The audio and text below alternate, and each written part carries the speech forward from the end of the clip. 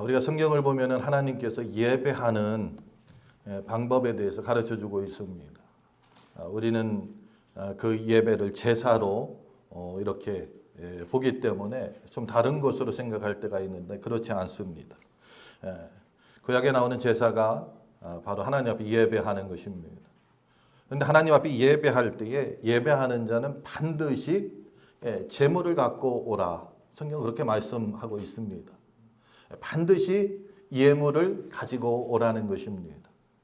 그런데 그 예물이 어떠한 의미를 담고 있는지 그것을 오늘 본문을 통해서 우리에게 가르쳐주고 있습니다.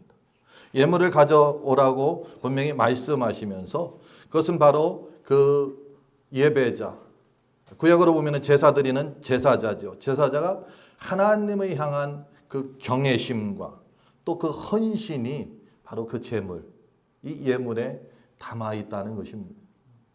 그러므로 우리도 하나님 앞에 예배하러 나올 때에 예물을 갖고 나오면은 그 예물에 우리의 헌신과 또 하나님의 경외함이 담겨져 있어야 할 점이 있습니다.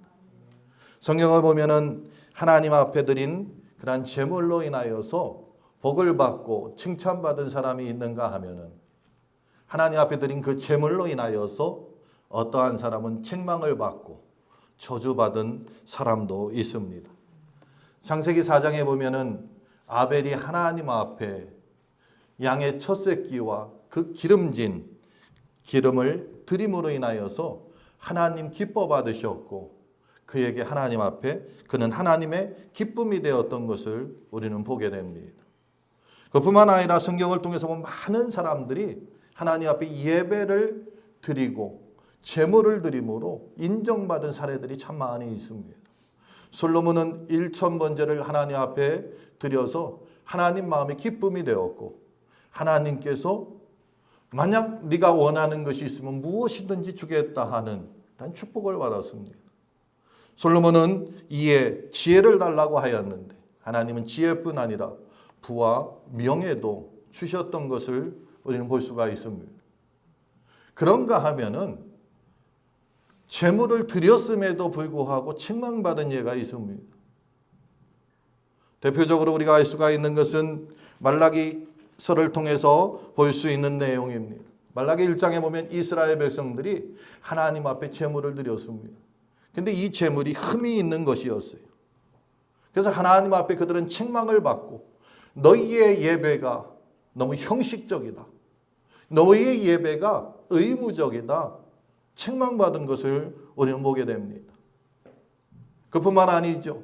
아벨의 형제였던 가인은 하나님 앞에 그가 예배를 드리고 예물을 드렸는데도 불구하고 하나님은 그것을 받지 않으셨다. 성경은 그렇게 말씀하고 있습니다. 그 이유는 다른 것에서 찾을 수 있는 것이 아니에요. 그의 마음의 상태가 불손하였다는 것입니다.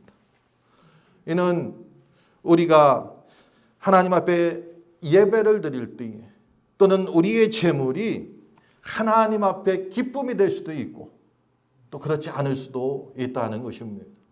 그래서 저는 오늘 본문 말씀을 통하여서 우리가 함께 은혜를 받고 도전을 받고 또한 우리가 어떻게 하나님 앞에 나아가야 하며 어떻게 하나님 앞에 드릴 그러한 예물들을 준비해야 되는지 살펴보고 바르게 드림으로 하나님 앞에 기쁨이 되고 칭찬받는 하나님의 사람들 되시기를 간절히 소원합니다. 먼저 우리가 생각할 수 있는 것은 하나님 앞에 드리는 제물은 흠이 없어야 한다는 것입니다. 우리 함께 20절 말씀을 같이 읽겠습니다. 같이 읽습니다. 흠 있는 것은 무엇이나 너희가 드리지 말 것은 그것이 기쁘게 받으심이 되지 못할 것임이니라. 아멘. 하나님께 드리는 제물은 반드시 흠이 없어야 된다는 거예요. 왜 그러냐? 흠 있는 것은 하나님이 기뻐하지 않는다는 것입니다. 우리가 너무나 잘 알고 있다시피 하나님은 완전하십니다. 거룩하십니다. 이 완전하시고 거룩하신 하나님은 하나님 앞에 드려지는 것 역시 완전하고 거룩하기를 원하십니다. 완전하고 거룩하신 그 하나님은 하나님의 백성 되는 우리들이 완전하고 거룩하기를 원한다는 것입니다. 그래서 하나님 앞에 드려지는 제물조차도 완전해야 한다는 것입니다. 흠이 없어야 한다는 것입니다. 성경이 기록된 이 레위기 시대에 이스라엘 백성들은 하나님 앞에 그러므로 그들은 흠없는 제물을 드려야만 했다는 것입니다. 소나 양이나 염소를 드리라 성경은 말하고 있는데 그 중에서 흠없는 것을 선택해야만 했다는 것이에요. 아름다운 거, 귀한 것을 선택해야만 했다는 것입니다. 우리가 누군가에게 선물할 때에도 그렇습니다. 어떠한 때 보면 정말 귀하고 어떠한 때는 나도 접하지 못하는 것을 선물하는 경우가 있습니다. 그런가 하면 어떠한 때는 그냥 평범한 거, 나에게 흔한 것을 선물할 때도 있다는 거예요. 근데 하나님이 원하시는 것은 무엇이냐? 평범하고 흔한 것이 아니라 귀한 것. 왜냐? 그것이 바로 우리의 진정성과 하나님을 향하는 우리의 마음이 온전히 담겨져 있기 때문에 그렇습니다. 현대를 살아가고 있는 오늘날 우리는 동물의 제사를 드리지는 않습니다. 그러나 우리가 하나님 앞에 예배합니다. 예물도 드리고요. 우리의 마음도 드리고요. 뿐만 아니라 때로는 우리가 찬양으로, 기도로, 말씀으로 하나님 앞에 드리는 이 모든 것이 완전해야 된다는 것입니다. 거룩해야 된다는 것입니다. 흠이 없어야 한다는 것입니다. 다시 말해서 하나님은 우리의 내면의 상태, 내면의 태도, 내면의 동기를 보시는 하나님이시라는 것입니다. 그래서 우리가 드리는 예배가, 우리가 드리는 찬양이, 우리가 드리는 기도가, 또는 우리가 드리는 수고, 헌신, 봉사, 사역, 어느 것이든지 모든 분야에서 그 동기가 의무감인지 또는 형식적인지 그것을 보시는 분이라는 것입니다. 그리고 그렇다고 하면은 그것은 하나님 앞에 기쁨이 되지 않습니다. 우리가 아무리 많은 물질을 드린다 할지라도 그것이 세상의 기부와 같은 그러한 행위가 된다고 하면은 하나님은 그것을 기쁘게 받으시지 않는다는 것입니다. 적은 것을 드린다 할지라도 우리가 어떠한 자세로 드리느냐 하는 것이 중요하다는 것입니다. 사랑하는 성도 여러분, 오늘 성경은 흠없는 제물을 드리라 하는 하나님의 명령을 우리는 받습니다. 이건 다른 것에 있는 것이 아니라 우리가 어떠한 자세로 살아가는지, 어떠한 자세로 신앙생활하는지, 어떠한 자세로 교회생활하는지 그것을 가르쳐주는 아주 귀한 말씀임을 기억해야 될 줄 압니다. 그러므로 우리는 우리의 헌신이 정말 진정성이 있고 우리의 헌신이 희생으로 채워질 때에 그것은 하나님이 받으시는 흠없는 제사, 제물이 된다는 것입니다. 우리가 드리는 우리의 모든 행동이 하나님 앞에 영광을 돌리는 것이 되어야 하고 하나님의 거룩함을 나타내는 것이 될 때에 그것은 흠없는 제물의 행동이 된다는 것입니다. 성경은 이렇게 말씀하고 있습니다. 사도 바울이 로마서 12장 1절을 통하여서 우리에게 주신 말씀인데 함께 읽도록 합니다. 같이 읽습니다. 그러므로 형제들아 내가 하나님의 모든 자비하심으로 너희를 권하노니 너희 몸을 하나님이 기뻐하시는 거룩한 산 제사로 드리라. 이는 너희들이 영적 예배니라. 아멘. 거룩한 산 제사로 드리라. 다시 말해서 우리의 삶 전체를 흠없는 제물로 드리라는 거예요. 그것이 우리들의 영적 예배라고 사도 바울은 말씀하고 있습니다. 하나님 앞에 드리는 예배가 형식과 습관이 아닌 산제물로 드리는 것. 그래서 우리의 마음을 다하고 뜻을 다하고 성품을 다해서 주님 앞에 나아가야 한다는 것입니다. 습관적으로 저도 이런 말을 잘 하는데 이게 습관적으로 이런 말만 하는 것이 아니라 우리의 시간과 우리의 재능과 또 우리의 가진 어떠한 물질, 우리가 갖고 있는 어떤 계획, 생각, 이 모든 것이 하나님의 기쁨이 되어야 한다는 것입니다. 저와 여러분이 오늘 드려지는 이 예배가 흠없는 제물 되기를 주의 이름으로 축원합니다. 지금까지 설령 우리가 특별히 마음을 두지 못했다 할지라도 지금부터라도 끝나는 시간까지 흠없는 제물로 하나님 앞에 드려지기를 바랍니다. 그러기 위해서는 우리가 모든 것을 하나님 앞에 맡겨야 합니다. 그분의 뜻이 이루어지기 위하여서 우리는 거기에 집중해야 한다는 것입니다. 우리의 시간을 드릴 때도 그렇습니다. 하나님이 우리에게 주신 가장 귀한 선물 중에 하나입니다. 그렇잖아요. 모든 사람이 그래서 조금이라도 더 살려고 하죠. 시간을 자꾸 연장하려고 합니다. 이와 같이 귀한 것을 어떻게 사용하느냐에 따라서 그 사람의 신앙관이 나타나는 것입니다. 정말 하나님께서 주신 그러한 나에게 주신 그러한 목적, 그 사명을 위하여서 내가 이 시간을 활용한다고 하면은 그것은 하나님 앞에 우리가 흠없는 제물로 산제사를 드리는 귀한 모습이라는 것입니다. 그러나 하나님께서 주신 그 시간을 나의 성공을 위한 성취로 가득 차 있다거나 또는 나의 욕심으로 가득 차 있다고 하면은 우리가 아무리 365일 아니죠 52주 빠지지 않고 주님 앞에 와서 예배한다 할지라도 그것은 흠없는 제물이라고 하기가 어렵다는 것입니다. 시간뿐 아니라 우리의 물질도 그렇습니다. 하나님 앞에 드리는 것이 정말 과부의 두 랩돈처럼 우리가 가진 열정과 정성을 다해 드릴 때에 하나님은 그것을 기뻐 받으신다는 것입니다. 그리고 그걸 통해서 하나님 나라가 확장되고 하나님이 주신 물질을 통해서 우리가 또 필요한 사람들을 섬길 때에 우리는 흠없는 제물로서 하나님 앞에 영광을 돌릴 수 있다는 것입니다. 이 모든 것을 종합해 보면 결국 제물이 된다는 것은 무엇이냐? 그것은 우리의 행동과 선택 모든 것이 하나님의 영광을 위하여서 하나님을 향한 사랑을 담고 나아가야 한다는 것입니다.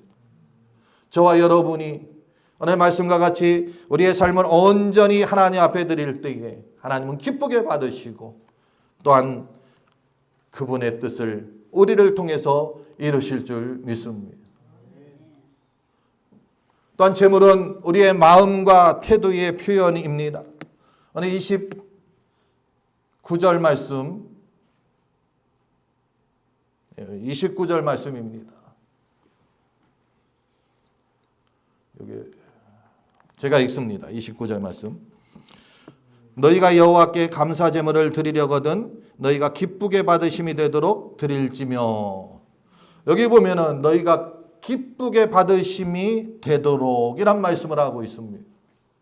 하나님 앞에 제물을 드릴 때에 제물만 받으시는 것이 아니라는 것입니다.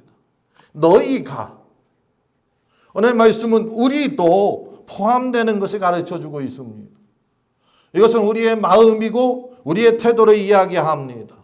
하나님 앞에 제물을 드릴 때에 그 마음과 그 태도, 다시 말해서 내면을 보시는 하나님을 우리는 항상 기억해야 한다는 것입니다.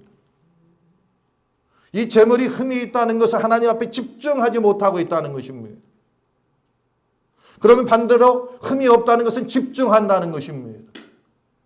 준비할 때에, 드릴 때에 우리의 마음의 상태가 어떠하냐가 바로 하나님께서 받으시는 제물, 흠없는 제물이 되고 또 어떠하냐에 따라서 하나님이 받지 않으시는 흠 있는 제물이 될 수 있다는 것입니다.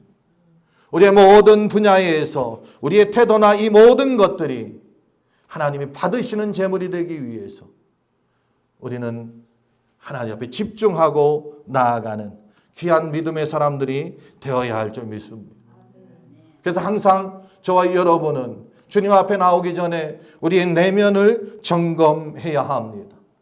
우리의 마음이 온전히 하나님 앞에 집중하고 있는지 아닌지, 우리의 헌신이 정말 기쁨으로 하나님이 주신 은혜에 감격해서 하는 헌신인지, 아니면은 어쩔 수 없이 내가 직분을 받았기 때문에, 아니면은 우리 교회에서 위치가 있기 때문에 하는 그러한 헌신인지, 정말로 하나님을 향한 그러한 사랑과 경외심에 의한 그러한 희생과 헌신이 될 때에 그것이 하나님은 우리에게 기뻐 받으시는 제물로 받으시고 한량한 은혜와 축복으로 더하여 주실 줄 믿습니다. 사랑하는 성도 여러분, 우리의 부족함을 아시는 그 하나님께서는 우리에게 완벽한 헌신을 요구하지 않습니다. 하나님이 원하시는 것은 우리가 제물을 진심으로 준비하고 그리고 하나님을 향한 사랑과 경외심이 담길 때에 그것이 흠이 없다 말씀하는 겁니다. 저와 여러분이 정말 흠이 없어서 흠이 없다고 하는 것이 아니고, 우리가 마음을 담고 진심을 담고 하나님을 향한 사랑을 담을 때에 하나님 흠이 없다 말씀한다는 것입니다. 그러므로 저와 여러분이 항상 우리의 마음과 태도를 하나님 앞에 집중해서 나아가고 하나님의 향한 사랑과 그 감사를 담아 우리가 하나님 앞에 나아갈 때에 하나님은 기뻐 받으실 줄 믿습니다. 그런데 이런 흠없는 그런 제물을 드릴 때에 여러 가지 방해 요소들이 있습니다. 하나님 앞에 집중하지 못하게 하고요. 또 우리가 기쁨으로 나아가지 못하게 하고요. 감사로 나아가지 못하게 하고요.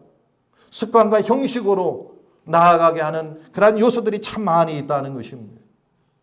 가장 먼저 습관과 형식입니다.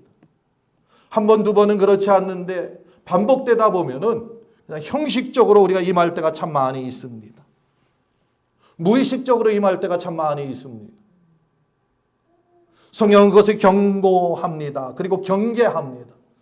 말라기 1장 8절 우리 함께 읽습니다. 같이 읽습니다. 너희가 눈먼 희생제물을 바치는 것이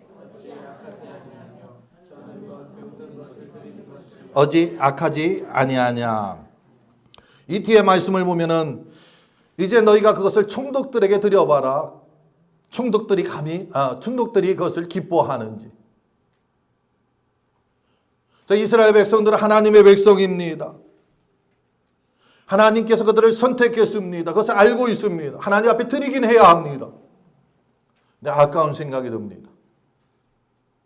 하나님 앞에 드리기는 해야 합니다. 근데 준비하지 않았습니다. 아까운 생각이 들어서 내가 갖고 있는 것 중에 가장 현찮은 것. 준비하지 않아서 급하게 그 중에 아무거나. 지금 그 말씀입니다. 우리가 찬양할 때도 그렇죠. 우리 찬양대원들이 찬양할 때에 그냥 찬양하는 것이 아닙니다. 미리부터 기도하고 찬양을 준비하고 그리고 그 중에서도 이것이 더 하나님 기뻐 받으실지 저것이 더 받으실지 또 선택을 하기 위해서 기도합니다. 바꾸기도 합니다. 일찍 나와서 같이 화음을 맞춰보고 그것이 바로 흠없는 제물이라는 거예요. 그럼 우리는 어떻게 해야 되느냐? 우리도 찬양할 때에 거기에 따라가야죠. 일찍 와서 준비하고 기도로 준비하고 바로 그럴 때에 하나님 받으시는 귀한 찬양이 될 수 있다는 것입니다. 모든 부분이 그렇습니다. 무의식적으로 꾸준히 하던 거기 때문에 우린 잘할 수가 있습니다. 그런데 하나님이 그것은 기뻐하지 않는다는 것을 기억해야 될 줄 압니다. 두 번째는 세속적 가치관이 우리의 희생과 헌신을 방해한다는 것입니다. 이 세상은 물질주의, 성공주의, 쾌락주의에 빠져 있습니다. 성공하는 것을 추구하지요. 그런데 그 성공도 세상적, 세속적 성공을 이야기합니다. 돈을 많이 벌거나 권력을 갖거나 많은 지식을 얻거나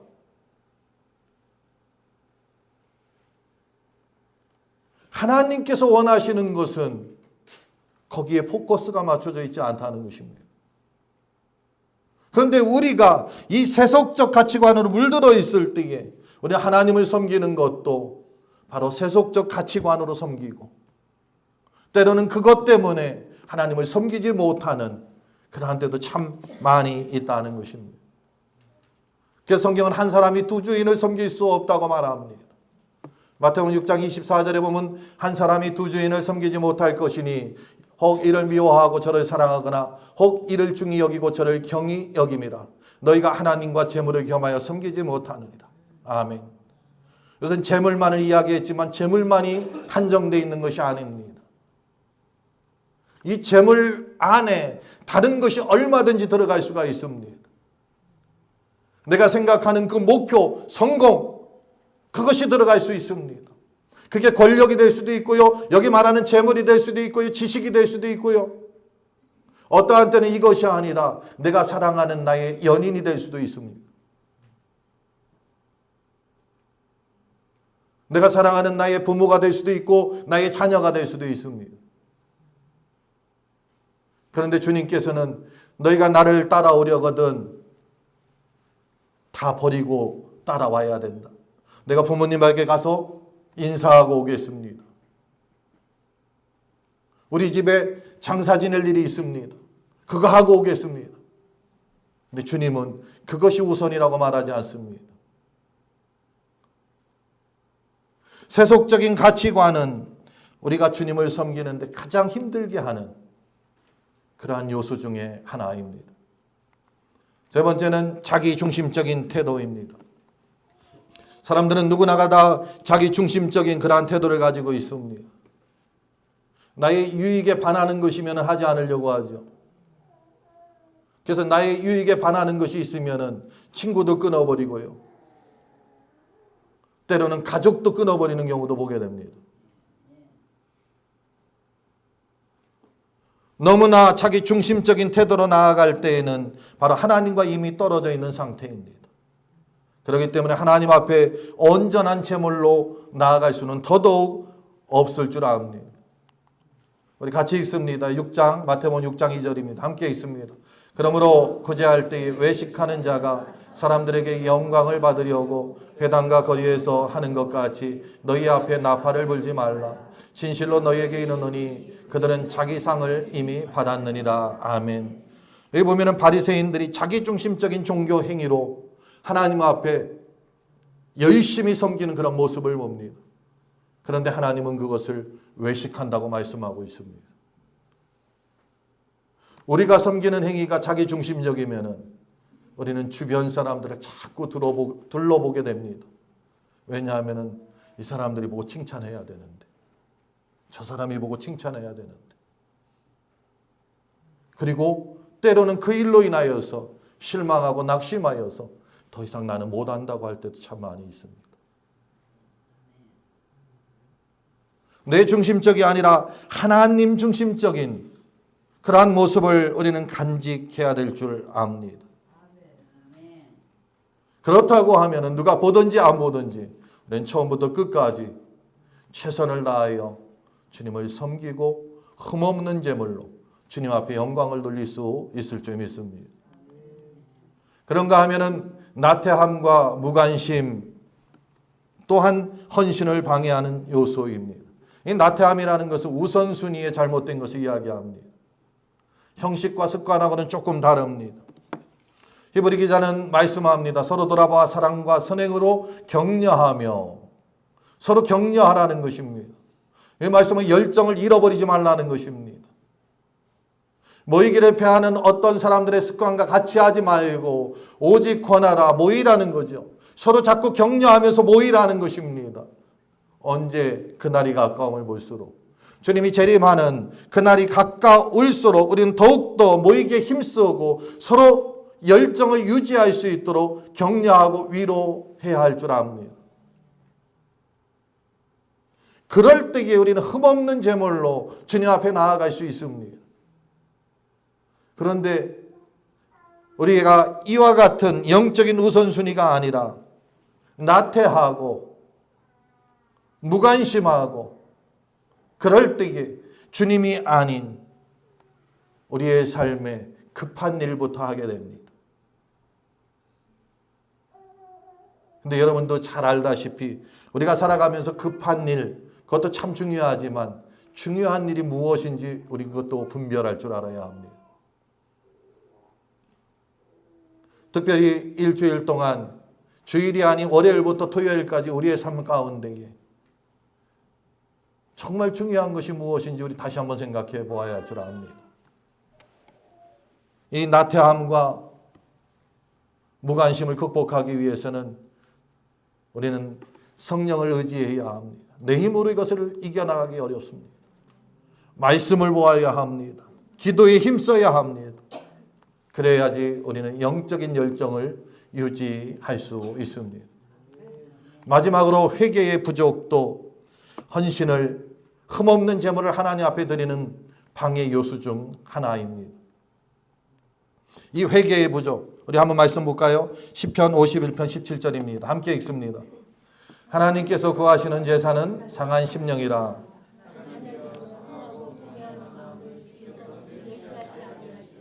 아멘. 이 말씀에 보면 하나님께서 기뻐하는 것은 상한 심령이라는 거예요. 이게 무슨 말씀이냐? 우리의 허물이 있으면 회개하고 주님 앞에 내려놓는 것을 이야기합니다. 회개하지 않을 때에 사탄이 우리 가운데에 진을 치고 있습니다. 온전히 회개하고 하나님 앞에 돌아갈 때에 사탄은 우리에게서 떠나게 됩니다. 사탄이 우리 안에 진치고 있다고 하면 하나님 앞에 우리의 중심을 가져갈 수가 없습니다. 온전한 회개가 그래서 이루어져야지 온전한 헌신이 있고 희생이 있고 예배가 있고 제물이 있다는 것입니다. 회개 없는 희생 제물은 흠 있는 제물로 하나님이 기뻐하는 것이 아니라는 것입니다. 하나님은 우리의 중심을 보십니다. 하나님은 우리의 헌신을 기쁘시게 받으십니다. 그러기 위해서는 우리가 마음을 다하고 중심을 다하여서 흠없는 제물로 하나님 앞에 나아가야 할 줄 믿습니다. 오늘 말씀을 정리하면은 하나님께 드리는 제물은 흠이 없어야 합니다. 완전해야 합니다. 하나님은 우리의 최선과 우리의 진심을 원하십니다. 그러므로 우리의 예배와 헌신이 형식적이지 않고 온전히 준비됐을 때에 하나님 기뻐 받으실 줄 믿습니다.